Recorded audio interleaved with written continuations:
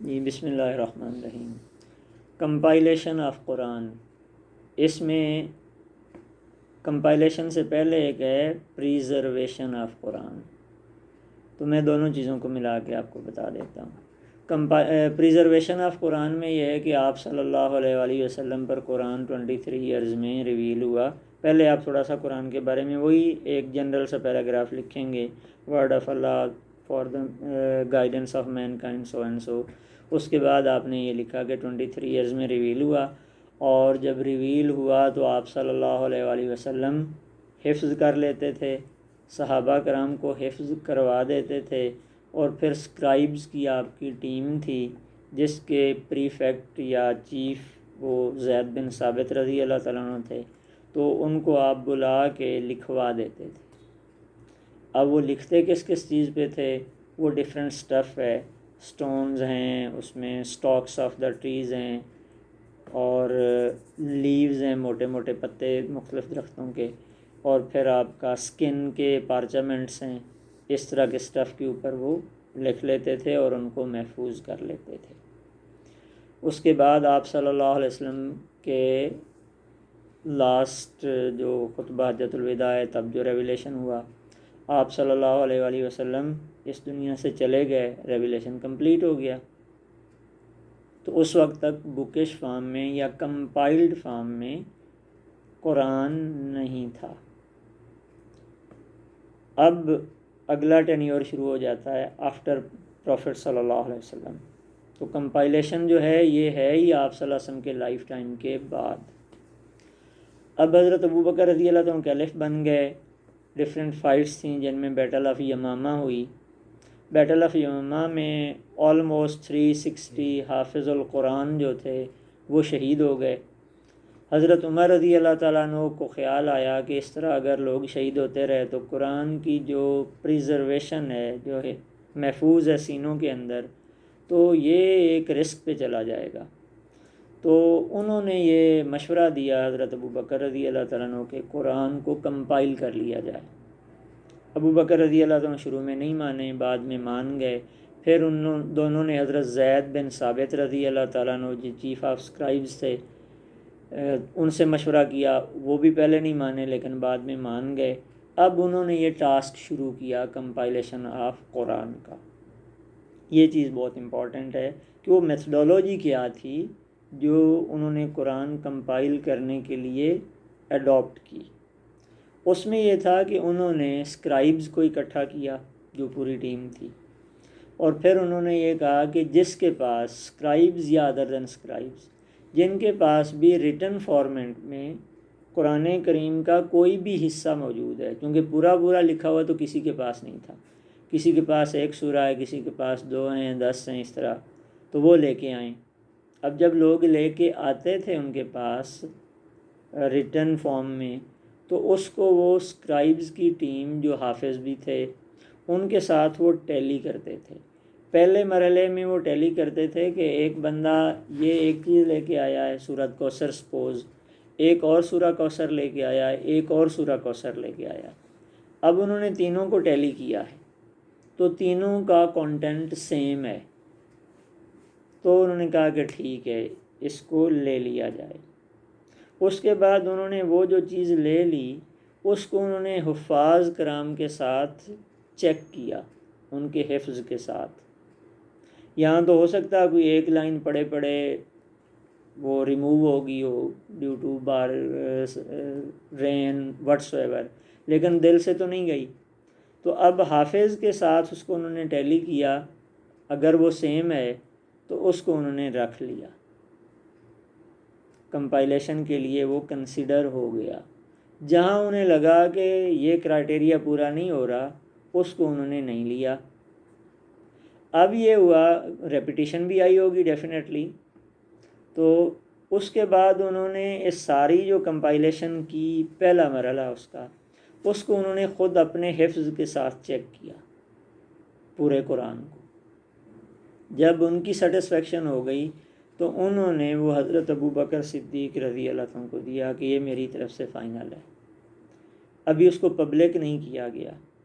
حضرت ابوبکر صدیق رضی اللہ تعالیٰ عنہ خود بھی حافظ تھے، انہوں نے پھر اس کو چیک کیا اپنے حفظ کے ساتھ، تو اس کے بعد پھر انہوں نے اس کو فائنل ورژن تسلیم کیا اور اس کو اس کمپائلیشن کو ایکسیپٹ کر لیا گیا۔ وہی کمپائلیشن جو تھی اس کو پھر پروموٹ کیا گیا امت مسلمہ کے اندر، یعنی صحابہ کے اندر۔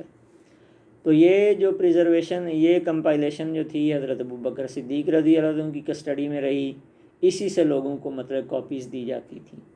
کاپیز یعنی کہ فوٹو کاپی کر کے دے دیا جاتا تھا، جس نے یاد کرنا کچھ کرنا۔ تو یہ ایک آفیشیل قرآن کریم تھا اور پہلا اجماع امت تھا آپ صلی اللہ علیہ وسلم کے دنیا سے چلے جانے کے بعد۔ حضرت ابوبکر رضی اللہ تعالیٰ عنہ کے بعد حضرت عمر رضی اللہ عنہ کے پاس ان کی کسٹڈی میں یہ آ گیا، اور ان کے بعد حضرت حفصہ رضی اللہ تعالیٰ عنہ جو آپ صلی اللہ علیہ وسلم کی وائف زوجہ محترمہ اور حضرت عمر رضی اللہ عنہ کی صاحبزادی تھیں، تو اس لیے اس کو مصحف حفصہ کہا جاتا ہے۔ مصحف کہتے ہیں کسی ریٹن فارمیٹ کو۔ پہلے مرحلے میں جب کمپائل ہوا تھا تو اس کا نام صرف مصحف تھا، کہ لکھی ہوئی چیز۔ حضرت حفصہ رضی اللہ عنہ کی کسٹڈی میں آنے کے بعد اس کا نام پڑ گیا مصحف حفصہ۔ پھر اس کے بعد حضرت عثمان رضی اللہ عنہ کا ٹائم آ گیا۔ حضرت عثمان رضی اللہ عنہ کے ٹائم میں اسلام کافی ایریاز میں پھیل گیا تھا، کہ رشیا میں، افریقہ میں، ادھر افغانستان تک۔ تو یہ سارا جب اتنی سپریڈ ہوا تو حضرت حذیفہ بن یمان رضی اللہ تعالیٰ عنہ ایک صحابی تھے، بیسیکلی وہ آپ صلی اللہ علیہ وآلہ وسلم کے بھی انٹیلیجنٹ آفیسر تھے۔ وہ پھر بات ڈیویٹ ہو جائے گی کہ ان سے آپ صلی اللہ علیہ وسلم کس طرح کی چیزیں کرواتے تھے۔ مثلا منافقین کے نام آپ صلی اللہ علیہ وسلم نے ان کو بتائے تھے، اور یہ کہا تھا کہ کسی کو نہیں بتانا، اور انہوں نے کسی کو نہیں بتائے تھے، یعنی یہ ٹرسٹ لیول تھا ان کا۔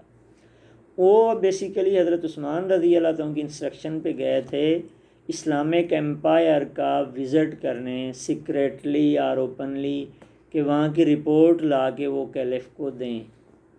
تو اس لیے انہوں نے ڈیفرنٹ ایریاز وزٹ کیے۔ ایک ہوتا ہے نا کہ ایک ٹریڈر ہے، وہ سیریا میں گیا، وہاں سے واپس آ گیا، لیکن انہوں نے ایمپائر کے ڈیفرنٹ ایریاز کی رپورٹ دی، اور ساتھ انہوں نے یہ بتایا کہ امیر المومنین، میں نے لوگوں کو قرآن پڑھتے جو دیکھا ہے، مجھے یہ ڈر ہے کہ فیوچر میں یہود و نصارہ کی طرح، یعنی کرسچن اور جوز کی طرح، کہیں مسلمان بھی قرآن کو بدل نہ لیں، تو اس لیے آپ ایک مہربانی کریں کہ اس کو ایک ڈائلیکٹ میں کمپائل کروا دیں۔ تو اب یہاں پہ موسٹلی لوگوں کو سمجھ نہیں آتی کہ قرآن تو عربی میں ہی تھا نا، وہ کیا کرتے تھے جو اس میں کوئی ڈفرینس آ رہا تھا۔ اس کا جیسے پہلے میں نے آپ کو ایک ایگزامپل دی، میں دوبارہ دے دیتا ہوں۔ قرآن عربی میں تھا، آج بھی عربی میں ہے، لیکن قرآن کریم کے اس وقت جو عربی میں تھا اس کی نہ زیریں زبریں تھیں نہ نقطے تھے۔ تو جب کوئی عرب اس کو پڑھتا تھا تو وہ تو ٹھیک پڑھتا تھا، جب کوئی نان عرب پڑھتا تھا تو اس نے اگر تو ایگزیکٹلی 2-10 آیتیں سیکھ لی ہیں تو وہ ٹھیک پڑھ لے گا، لیکن ادروائز اس کے لیے مشکل ہو جائے گی، وہ اس کو پلس مائنس کر جائے گا، یا تب بھی کر رہے تھے۔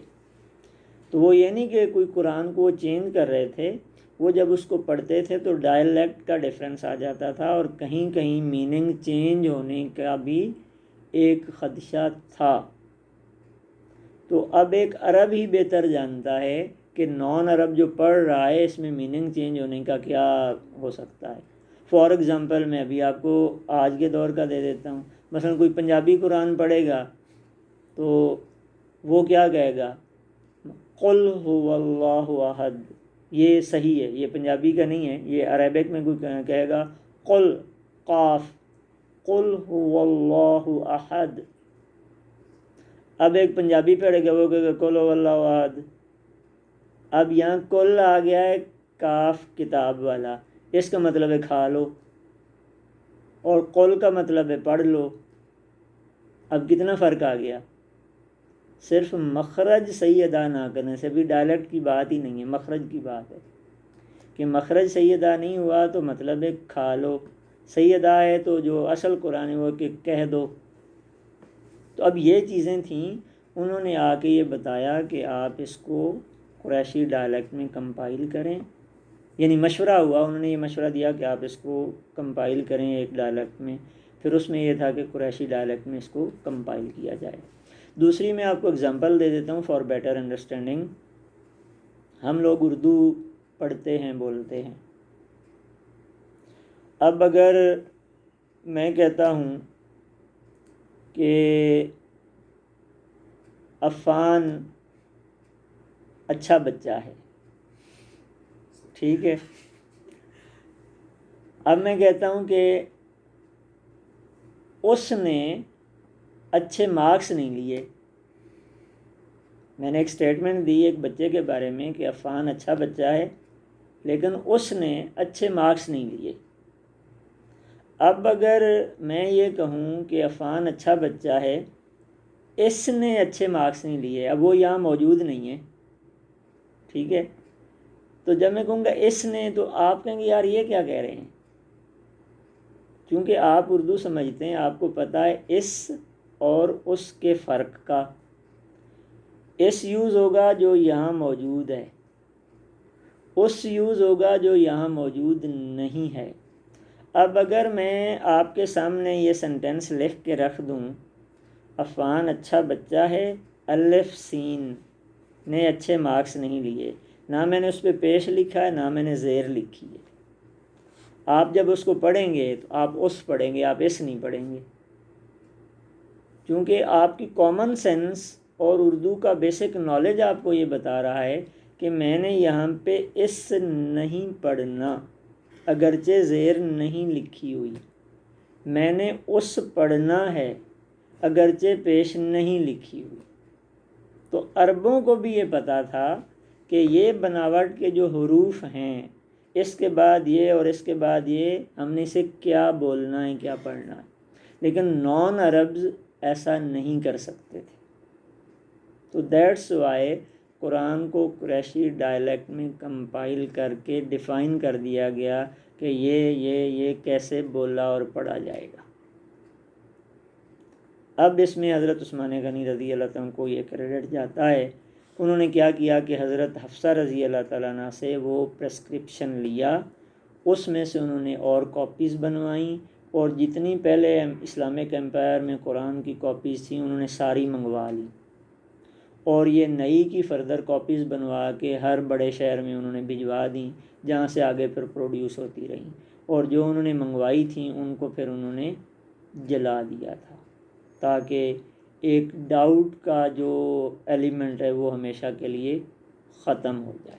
تو اس طرح قرآن جو ہے یہ کمپائل ہوا، ڈفرینٹ اس کے فیزز بنتے ہیں۔ Got it?